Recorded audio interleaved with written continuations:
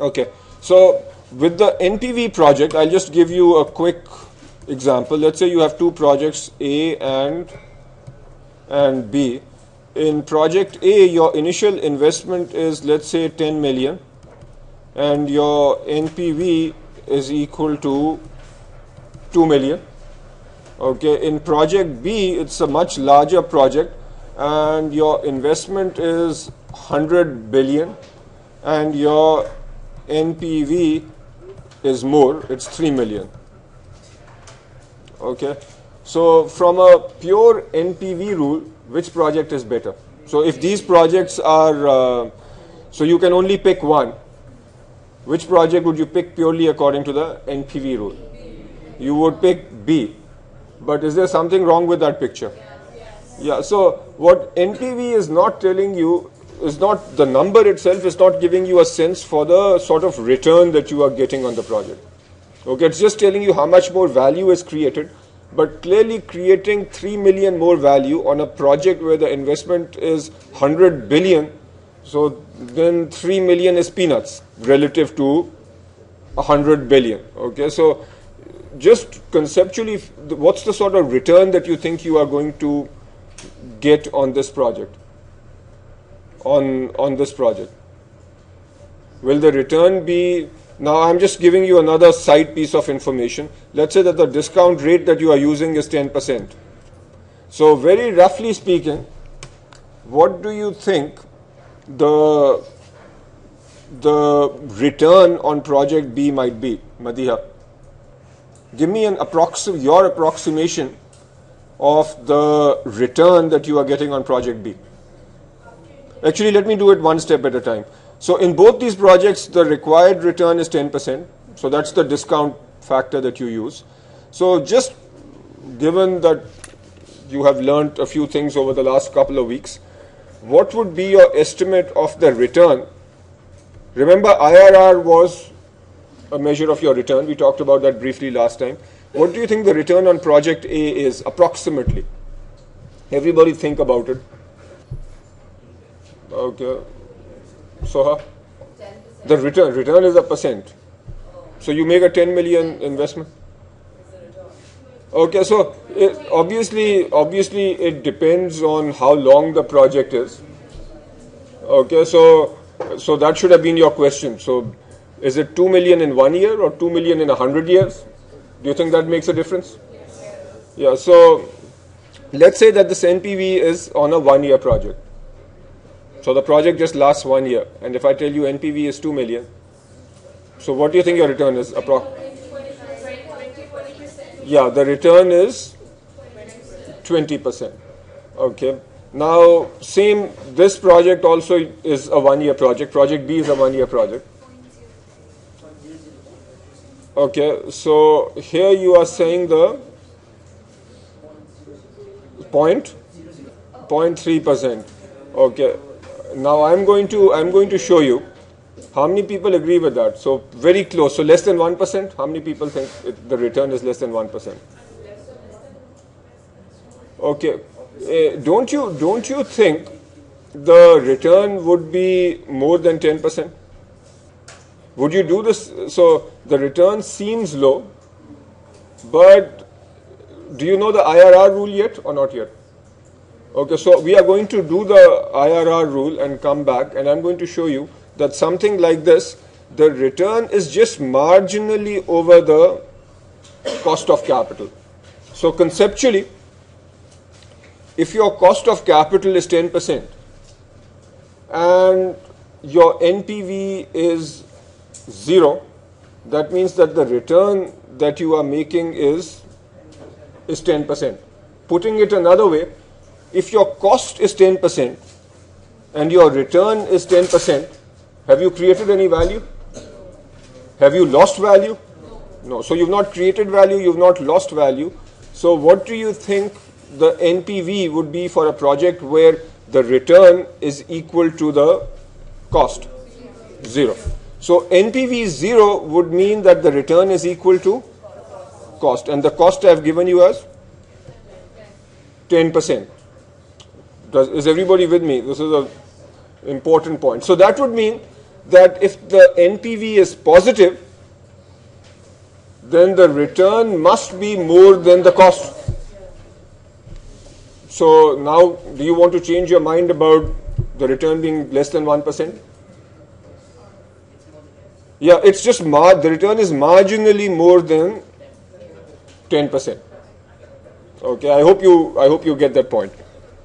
Okay, so now last time I gave you an interpretation of IRR. What was the interpretation? That IRR is simply the return that you are getting on that project. And I gave something that unfortunately most of you were stumped on. I said if you invest 100 and then you get 22, 22 and 122 back, what's your IRR? 22%. Yeah, your IRR is 22% because you're getting 100, investing 100, and then over 3 years you are getting 22, 22, 22, and then you are getting your capital back. So clearly the return is 22. So the IRR in this particular case is 22%. That is the intuition. The way you can see this in the formula, you can think of IRR as that rate which will make the present value of all the cash flows equal to 0. So what is the present value or the NPV? If I say that the discount rate is IRR, we are saying we want the NPV to be equal to 0. How will you calculate the NPV of these numbers? So what's the NPV of the minus 100 at time 0? So the NPV is minus 100 plus 22 divided by 1 plus, let's just call IRR, let's just for simplicity call it R. So 1 plus R plus 22 over 1 plus R squared plus 122 over 1 plus R cubed. Now you notice that if we plug in R is equal to 0.22, then what will this expression become? Actually, I just believe, take my word for this. If you plug in 0.22 for R, then this whole thing will become equal to 0. Okay, so if you plug in 0.22, so R or the IRR is that rate which makes the NPV of all the cash flows equal to 0. Just to give it in an even simpler way and to prove this to you, in general with these formulas, the idea is to learn the formula, develop an intuition, and then know how to use it. So if you take a real simple example, you invest 100 and you get 120 after 1 year. What's the IRR? 20. Now how can you apply this formula to prove that? What's the NPV? The NPV needs to be equal to 0. So what's the return that will make the NPV equal to 0? So NPV, so what's the cash flow? First cash flow is minus 100. Discounted or not discounted? Not discounted because that's at time 0. And then plus 120 divided by what? 1 plus R to the power of 1. Okay, do you notice that what is the value of R that would make this whole expression equal to 0? 0.2, which is 20%. Okay, now in case you are wondering why we are doing obvious stuff, the reason we are doing it is I've given you simple numbers so you get an understanding of IRR. What if your numbers were some slightly more complicated? So if we move on, okay, let me just give you one more example on this and then we'll move on. So before I talk about that concept, what if your numbers are like this, minus 100, and then do you remember the projects we were talking about? So your time 0, minus 100, and then period 1, 2, 3. Let's say that your return is 10, 60, and 80. Now how will you calculate the IRR?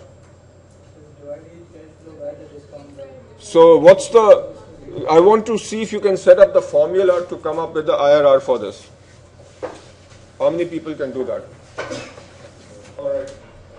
Yeah, I think it looks like most of you have gotten it. So So effectively, what's IRR? It's the return that makes the NPV 0. So we can say NPV is equal to 0 is equal to minus 100 plus 10 over 1 plus IRR plus 60 over 1 plus IRR squared plus 80 over 1 plus IRR cube. And then I'm not going to expect you to calculate this. You can just plug it into a computer and solve for. I hope everybody knows that if you have an equation with one unknown, you can solve for it. Okay, so you can solve this. Okay, now that you've understood IRR, there is this important little application that a project's IRR is similar to a bond's yield to maturity. What does that mean? Okay, I'll just explain it and then show you the text.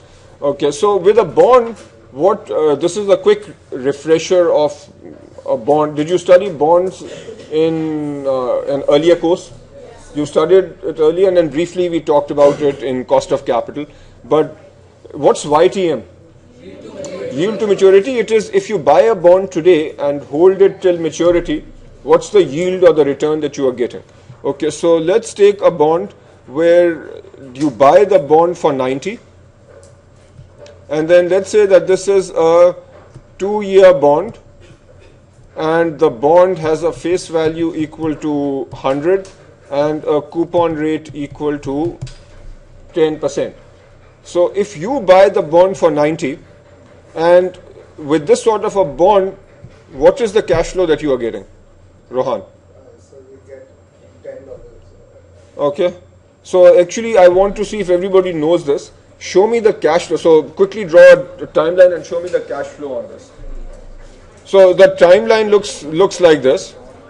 So at time 0, time 1, what do I put over here? You invest 90 and then you get 10, 110. Now, what is your yield? How do you calculate what return you are getting? Is your return 10% because that's the coupon rate? Is your return more than 10%, less than 10%? It's more because you invested only 90. So your yield to maturity, assuming you hold till maturity, your yield is more than 10%. What is that yield? 30%. 30%? Yeah, you are getting 30, but does that mean your yield is 30%? But when I ask you yield to maturity, should you give me an annualized number, or should you give me you should give me, whenever I ask for a yield, you should give me an annualized. So are you getting 30% per year? Yeah, about? Exactly. So it has to be a little greater than 10. Okay, because you making a 90 investment and then you are getting 10. In the end, you are getting a little more than 90. So your return is going to be little more. Now, what this title heading on the slide says is that the IRR is the same thing as yield to maturity. So how do you calculate the yield to maturity? The yield to maturity on a bond, you simply calculate using the IRR method. This is like a project. Is a bond like a project where you are investing a certain amount of money and then getting a certain return? Yeah, it's effectively the same thing. So what is the IRR formula? We set NPV equal to 0, which is what? Minus 90, 1 plus the IRR. So this R could represent IRR or yield to maturity. They are synonymous in this context. Plus 110 over 1 plus R squared. Okay, so now can you figure out R from here? Either on your calculator you should know how to solve a quadratic, or if you don't, then you can just do trial and error. What would your first try be for R? Yeah, so I would try 11%. So let me just give you, again, check your intuition. So in try 1, say R is 11%. If it is 11% and you get this number slightly greater than 0, okay, I'm just helping you with smart trial and error. Okay, so if it is slightly greater than 0, Then Azza, what would you do next? Try a higher R or a lower R? Aiza.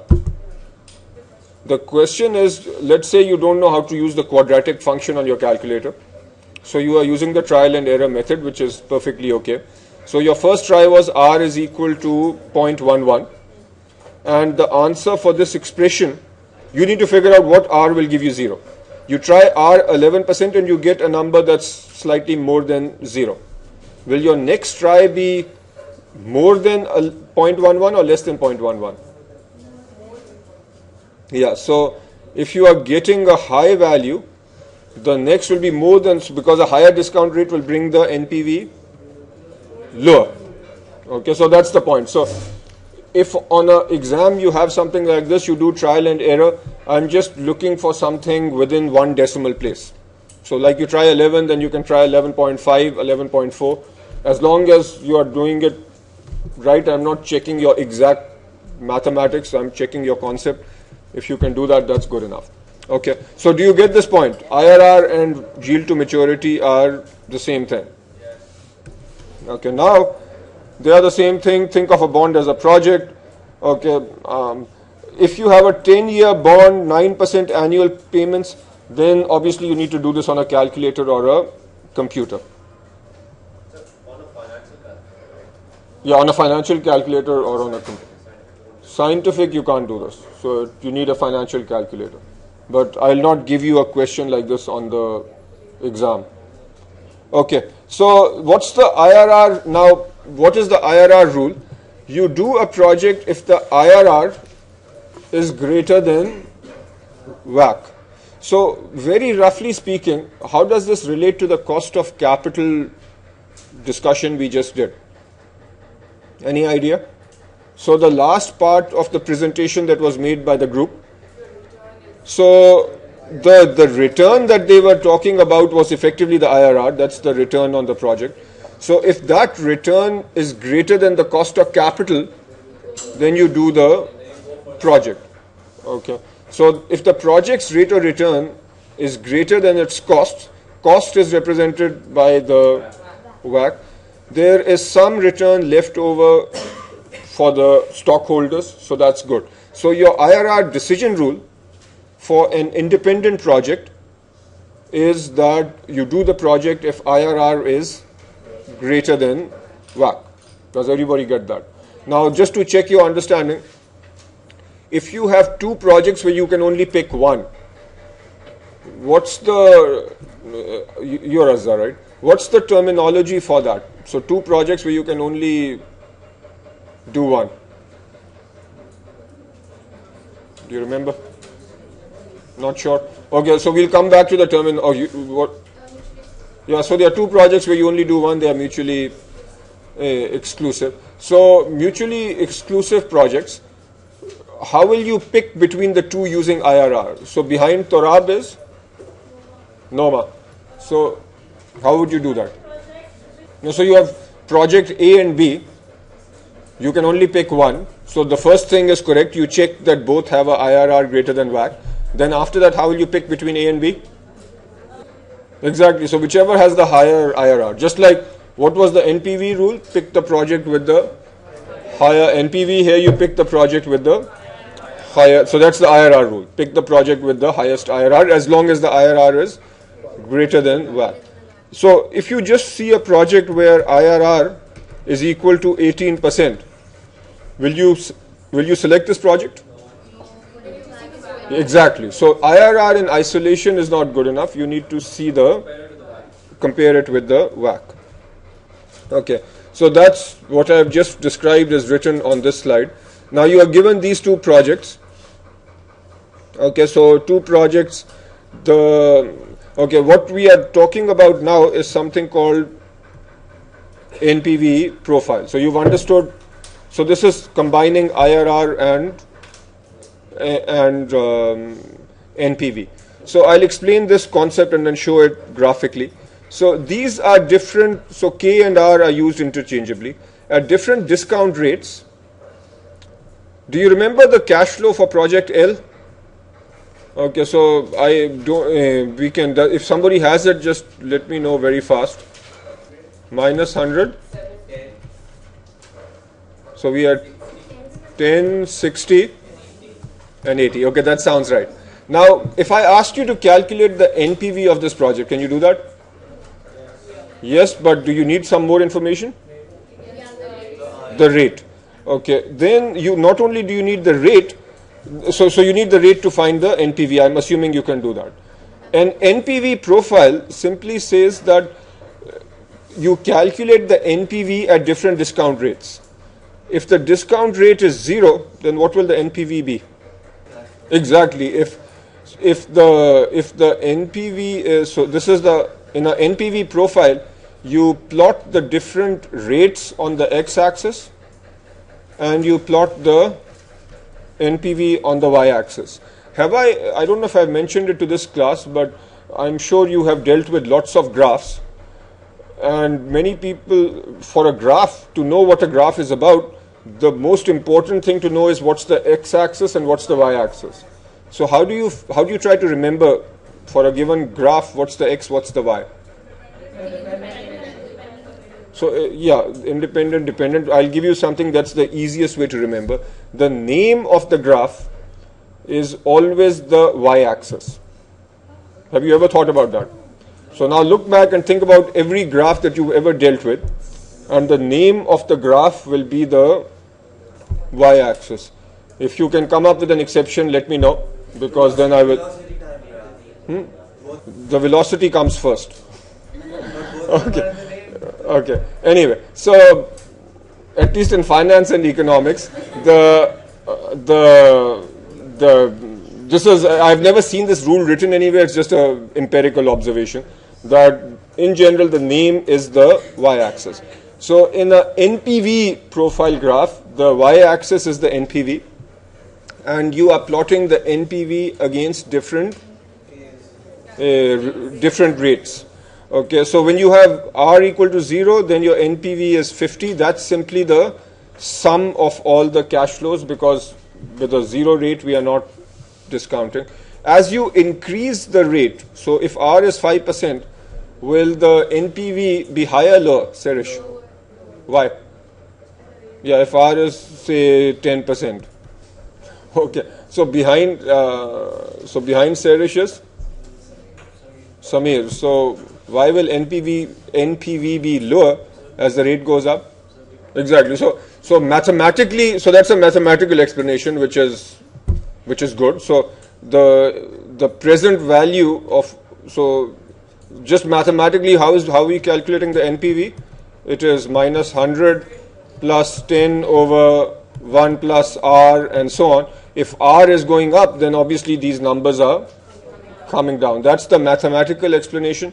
What would be a financial explanation, Manoj? Sir, higher the discount rate, lower the NPV. Exactly. So if you are using a high discount rate, that means that the project is more risky, so the NPV will become lower. Will the NPV go below 0 at some point?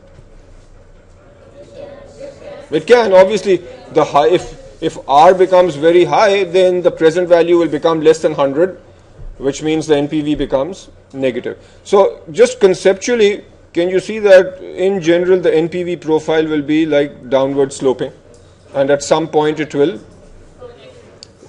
intersect the x-axis. So we've already, just to check whether you've been paying attention, so next, your name next to Soha? Abu Turab. Okay.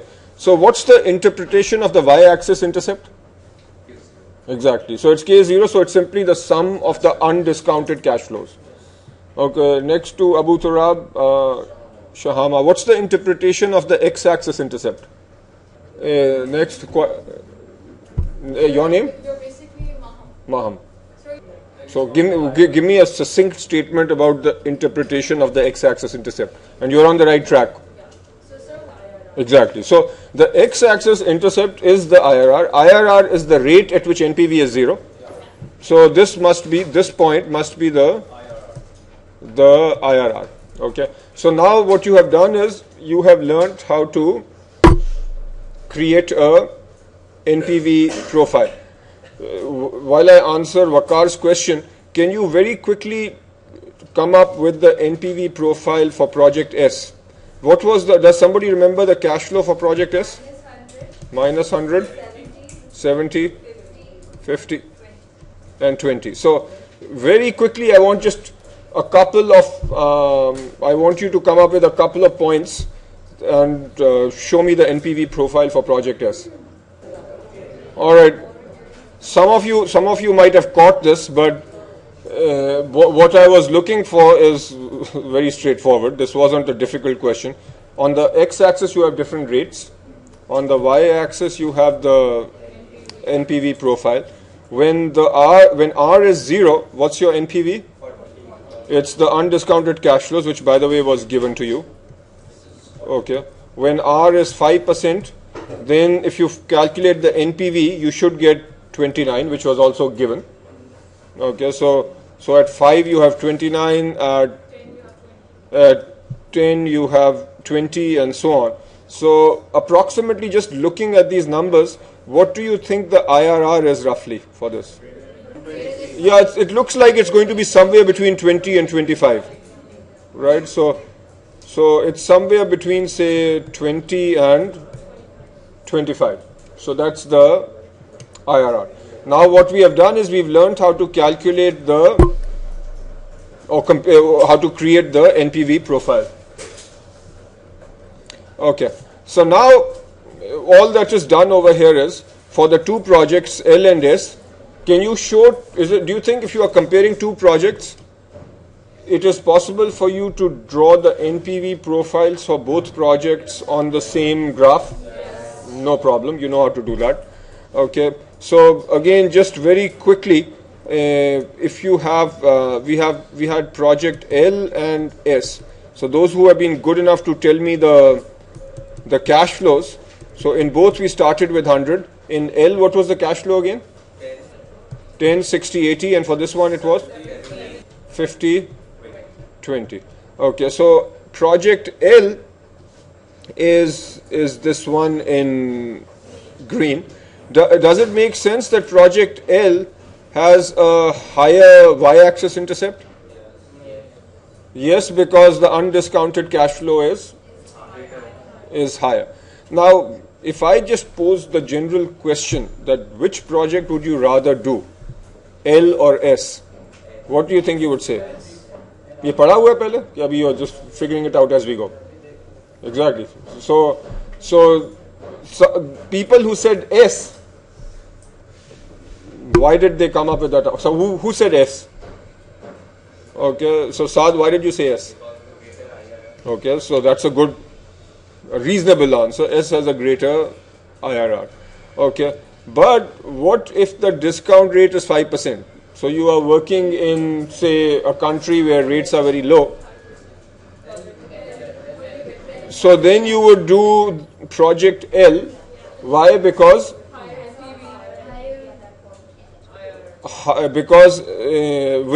if the discount rate is 5%, will project L have a higher IRR? Does the IRR change? Yeah, exactly. Yeah, so IRR doesn't change. Exactly. So what you are realizing here is the IRR is static. So given the cash flows, the IRR does not change. So if you are purely hung up on IRR, then the decision will always be S. But if you prefer NPV, then what will your decision be?